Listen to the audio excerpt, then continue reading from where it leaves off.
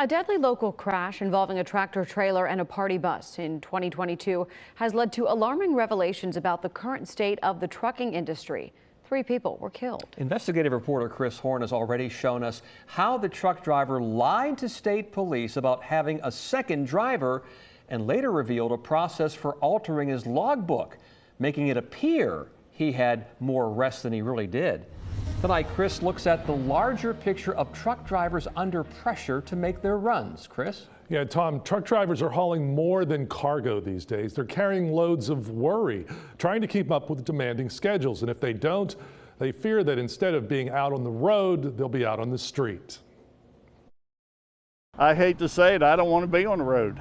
But Ed Hank was on the road for 46 years. That's how long he's held his commercial driver's license, or CDL. He taught the Virginia CDL course for 10 years in Newport News. Hank says now the freight companies are too cheap, the roads are too congested, and the instructors are too young. You're getting a guy that has 6 months experience being your trainer. Put somebody's life in jeopardy. Hank looks at the horrific crash in December 2022 in Williamsburg, and he's not necessarily surprised. That's when a driver for Triton Logistics rear-ended a party bus on 64. 3 people were killed. So the driver's got to live with that on his mind. He was the one that chose to do that run.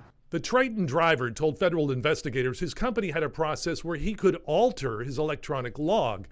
That would make it look like the driver had more rest than he really did. The crash happened in the middle of the night, and the driver was hauling beer from Chicago to Chesapeake. Yeah, that's nowhere near 8 hours. That's a 2-day run on a truck. Federal law says once truckers have driven for 8 hours, they have to take a 30-minute break. But Hank says drivers need to stand up to unrealistic and dangerous schedules. If the company's violating the federal motor carriers, it's up to the drivers to report them. One of Hank's former students was caught up in the Williamsburg crash, even though he had nothing to do with it. Dwayne Sykes had worked for Triton, but left the company 2 weeks before the crash. But he was listed by Triton as the phantom second driver in the truck that killed 3 people and injured several others. Never mind that Sykes was asleep at home in Hampton at the time. But in his Triton days, he once fell asleep at the wrong time. It's very dangerous. I fell asleep behind the wheel before. I never hurt anybody. I woke up screaming because I had nodded off. And it was so crazy to me. And for me to drop the ball like that and allow them to push me, it saddens me. Now, Sykes drives for a company that has shorter runs and less pressure. Oh, I love my company now. I get my rest.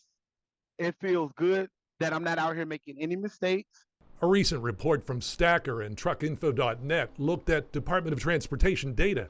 Virginia ranked 13th worst in the nation when it comes to crashes involving large trucks compared with the state's population.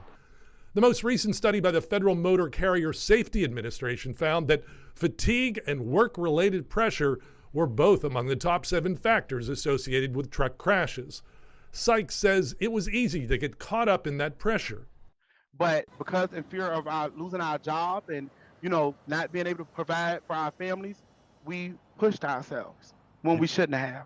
Hank says we will see more tractor-trailer tragedy until the companies get more realistic and the drivers take a stand. Oh, yeah. Yeah, without a doubt.